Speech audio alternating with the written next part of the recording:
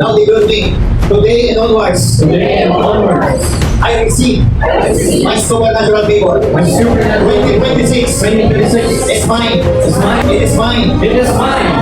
My enemy is always in the losing side. Every department in the satanic kingdom, on the sea, on the land, on the air, let the fire, let the fire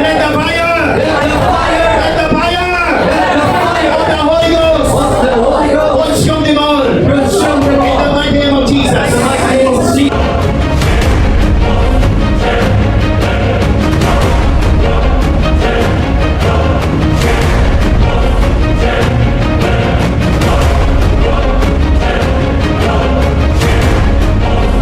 Kung may bilang may dispensation of grace, alam niyo po lahat binigay ng Panginoon. Imagine pa, kung yung nag-isa niyang bundok na anak, hindi niya pinagkailang ibigay. O mas pa yung mga hindi. Sometimes akala natin, it's hard for the Lord to give what we desire. No ma'am, God is waiting. Your faith is ready to 100 million. Baka mamaya pag nagkaroon tayo ng million, mas lalong buwalan na tayo magsamba. The first motive ng magsamba natin every Sunday, ang purpose ay upang to glorify the Lord. Amen. Hindi yung pupunta ako sa sambahan because ganito Lord, ganito. I need healing, I need deliverance, I need finances. Everything is already been done. Maraming nga lang hindi nila na-appreciate kung ano yung hawak-hawak nila ngayon. Amen. Alam niyo po ba kung ano meron po ngayon? Inak na yan. That God will use it to multiply. And the dispensation of grace, hindi nyo ng Panginoon yung klase ng pananampalataya na meron sa kanyang mga anak.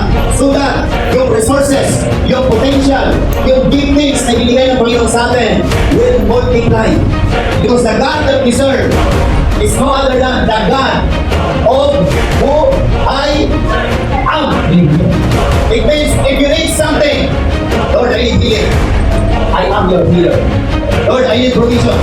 I am your Jehovah Jireh. Amen. But the moment when we say, I am sick, I am poor, I am tired, I have no time, I am broken. Don't you ever know the moment na sinasabi natin yung salita na yan, we put the name of the Lord God in vain.